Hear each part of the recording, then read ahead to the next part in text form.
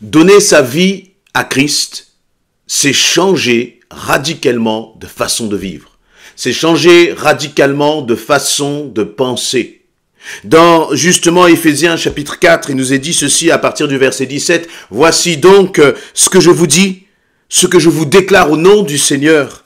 Vous ne devez plus vivre comme les païens, qui suivent leurs pensées vides de sens.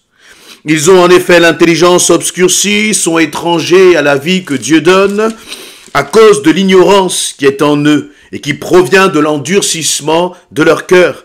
Ayant perdu tout sens moral, ils se sont livrés à l'inconduite pour se jeter avec frénésie dans toutes sortes de vices. Mais vous, ce n'est pas ainsi que vous avez appris Christ, puisque on vous a fait savoir ce qu'il en est, qu'on vous a enseigné dans le cadre de votre union avec lui, ce qui est conforme à la vérité et qui est Jésus. Cela consiste à vous débarrasser de votre ancienne manière de vivre, celle de l'homme que vous étiez autrefois et qui se corrompait en suivant ses désirs trompeurs, à être renouvelé quant à votre esprit et votre intelligence, et à vous revêtir de l'homme nouveau, créé conformément à la pensée de Dieu pour être juste, saint, conformément à la vérité. Paul l'a écrit à l'église d'Éphèse, aux chrétiens d'Éphèse. Donc il s'adresse à des chrétiens.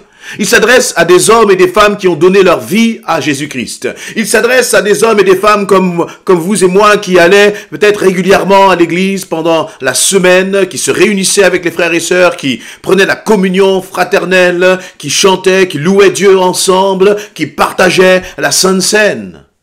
Et cependant, il leur dit ceci: vous ne devez plus vivre comme les païens. C'est ça la réalité de la vie chrétienne. Sinon, c'est de la pure religion. Sinon, c'est de la pure tradition. Et Dieu n'a que faire de la religion ou de la tradition. Ce que le Seigneur attend de nous, et ce pourquoi il a donné son Fils à la croix pour nous, ce pourquoi Jésus-Christ s'est donné pour nous, c'est pour que nous soyons transformés en profondeur. C'est pas pour que nous soyons des bons religieux, non. C'est pour que nous ayons un changement, une transformation dans notre vie, une transformation radicale. Pas seulement dans nos actes, mais aussi dans ta façon de penser. Et il va dire, puisque tu es enfant de Dieu, tu ne dois plus vivre comme les païens. C'est d'ailleurs ce qui va te définir. Ce qui te définit, ce n'est pas tellement est-ce que le fait que tu aies 1 an, 2 ans ou 10 ans de cela, donné ta vie à Christ et que tu sois passé par les eaux du baptême. Ce qui compte, c'est maintenant. Ce qui compte, c'est aujourd'hui. Où en es-tu avec le Seigneur? Où en es-tu? Et vous voyez, parfois on peut se dire, j'ai pris une pause. Je ne vais plus à l'église. J'ai besoin de prendre un peu de recul.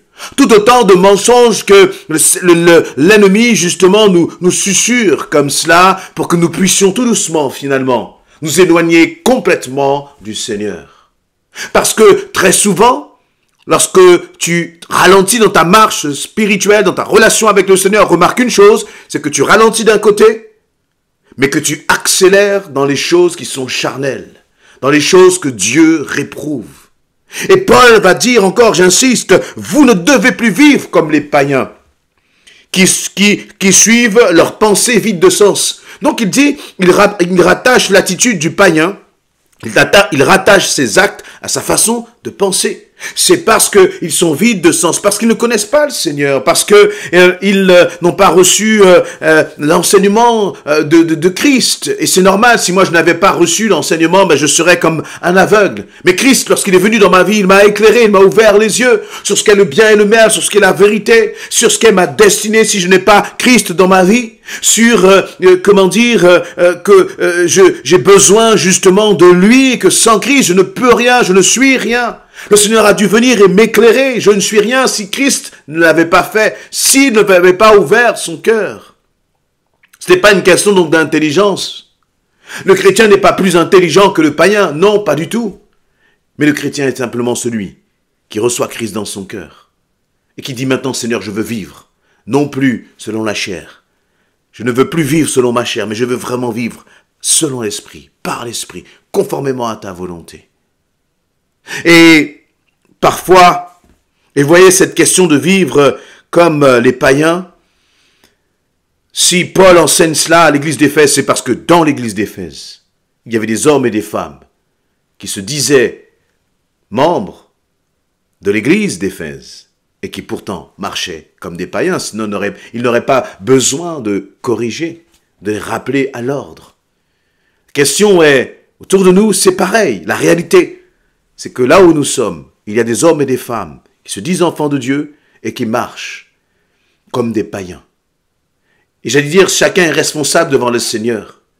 Mais toi qui écoutes ce message, s'il te plaît, ne te contente pas d'une étiquette. Ne te contente pas d'une carte de membre. Ne te contente pas d'une expérience passée avec le Seigneur ou d'un engagement passé. Ou ne te contente pas de te dire « j'ai été baptisé en l'an 1900 je ne sais quoi ». Non, c'est aujourd'hui. Comment est-ce que tu vis? Comment est-ce que tu te comportes lorsque tu es sur ton lieu de travail? Comment est-ce que tu te comportes lorsque tu es dans ta maison, avec ton épouse, avec tes enfants? En tant que célibataire, là, comment est-ce que tu te comportes? Comment est-ce que tu agis? Est-ce que tu es dans l'apparence de la pureté, dans la sainteté? Ou est-ce que tu marches vraiment selon le Seigneur? Selon le Seigneur. Et là, eh bien, il va dire, les païens ont l'intelligence obscurcie, ils sont étrangers à la vie que Dieu donne. Toi, tu n'es pas quelqu'un qui est étranger à la vie que Dieu donne. Tu n'as pas d'excuses comme peuvent l'avoir les païens, parce que tu sais quelle est la vérité. Tu sais ce que le Seigneur attend de toi. Et c'est pour cela qu'au verset 20, il va dire, mais vous, ce n'est pas ainsi que vous avez appris Christ, puisque on vous a fait savoir ce qu'il en est. On vous a enseigné dans le cadre de votre union avec lui, ce qui est conforme à la vérité qui est en Jésus. Tu as été enseigné à mettre en pratique la vérité dans ta vie, dans ton quotidien. Alors, sois radical à l'égard du péché. Et vous voyez, très souvent, lorsque l'on parle du péché, on va très souvent penser à des actes, peut-être, que l'on va commettre, tels que des choses graves, le mensonge, l'impudicité, l'adultère, etc. Mais il y a des façons de penser qui sont bien plus pernicieuses et que nous acceptons encore, avec lesquelles nous cohabitons encore. Et Dieu dit, ces pensées-là, elles ne viennent pas de moi. Je voudrais te parler de la peur, des pensées de peur. Des pensées peut-être aussi d'une sorte de dépréciation de soi. Je suis trop petit. Je suis insignifiant. Ma parole n'a pas de valeur. Je suis inutile. Je n'y arriverai jamais. Tout un tas de pensées, toute une mentalité qui font que finalement, tu es devenu enfant de Dieu, mais tu as gardé encore à certains endroits de ton cœur, de ta façon de penser, une façon de penser qui n'est pas la façon de penser du royaume de Dieu. Dieu dit que tu n'es pas timide, mais il dit que tu as reçu un esprit de force, puissance, sagesse. L'esprit qui est en toi, ce n'est pas un esprit qui te mène à la timidité, c'est l'esprit de Dieu. Mais si parce que tu dis c'est dans mon caractère et que tu ne veux pas lâcher cela, alors finalement, tu vas penser comme le païen et tu vas agir comme le païen que tu étais avant d'avoir rencontré Christ. Si tu es quelqu'un qui a un cœur angoissé, et que tu avais ça peut-être avant même de connaître le Seigneur, ne garde pas cela.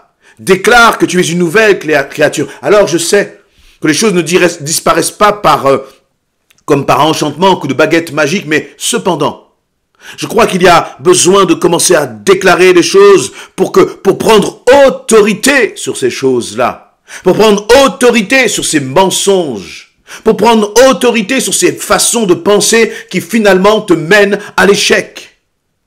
Vous avez appris qui est Christ. Tu sais qui est Christ. Il est le grand vainqueur. Il est celui qui a vaincu la mort. Il est celui qui a vaincu les dominations spirituelles. Il est celui qui les a renversées en spectacle. Et celui-là, ce grand vainqueur, a décidé d'habiter en toi. Et le Seigneur te dit au verset 22, débarrasse-toi de ton ancienne manière de vivre. Et je voudrais t'encourager en te disant, débarrasse-toi de ton ancienne façon de penser. Je parlais encore là, récemment, avec une sœur qui avait besoin d'être encouragée, qui pensait qu'elle n'était pas capable de faire certaines choses. Sorte de malaise. Je lui disais, mais si tu savais qui j'étais avant d'avoir rencontré Christ, j'étais quelqu'un qui se cachait, qui rasait les murs, qui était timide, qui n'osait pas prendre la parole, qui n'osait pas donner son avis. Mais un jour, j'ai dit, Seigneur, je te donne ma vie, mais je veux me débarrasser de cette timidité. Parce que j'ai besoin de parler en ton nom. Et je l'ai déjà partagé à plusieurs reprises, mais à ce moment-là, je crois que je n'ai même pas forcément réalisé ce que j'étais en train de dire. Et rien ne s'est passé d'ailleurs, rien ne s'est passé de physique, de palpable. Mais dans mon cœur, j'avais décidé que je sortirais de l'esclavage de la timidité. J'avais décidé que je sortirais de l'esclavage du regard des autres. Et que le regard qui comptait pour moi, c'était le regard du Seigneur. Et finalement, pas à pas, j'ai pris victoire après victoire. Quand il fallait peut-être parler devant les autres, j'ai dit, Seigneur, j'y vais. Je le fais. C'est pas le Seigneur qui m'a poussé, mais c'est moi qui ai saisi la victoire que le Seigneur avait déjà placée devant moi. Comme le Seigneur veut que tu saisisses la victoire qu'il a placée devant toi.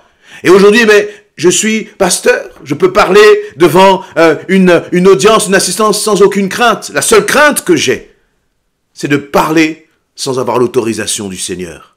C'est de parler avec une pensée qui ne viendrait pas du Seigneur. La seule crainte que j'ai, la seule personne que je crains, c'est l'Éternel Dieu le Tout-Puissant. Parce que mon désir, c'est de faire sa volonté.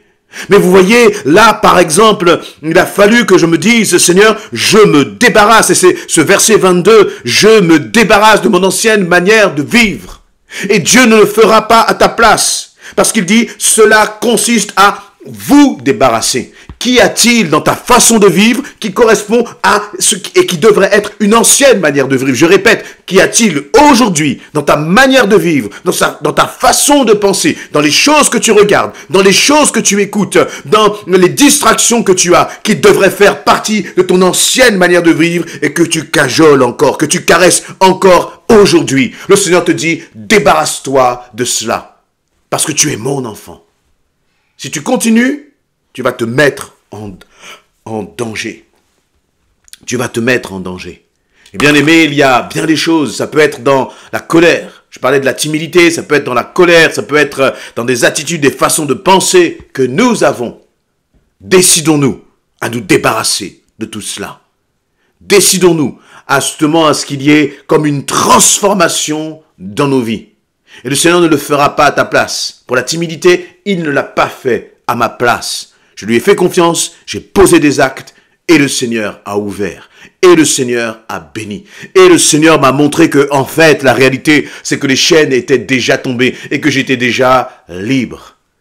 Et j'ai pu peu à peu entrer dans la personne réellement j'ai pu déjà entrer dans l'identité que le Seigneur avait pour moi. L'identité que j'avais avant, c'était l'identité du menteur. L'identité du menteur qui me faisait croire que je ne pouvais pas parler en public, que je ne pouvais rien faire en public. Mais Dieu a brisé ce mensonge. Et toi aussi, je crois que Dieu veut le faire pour ta vie, à travers ta vie.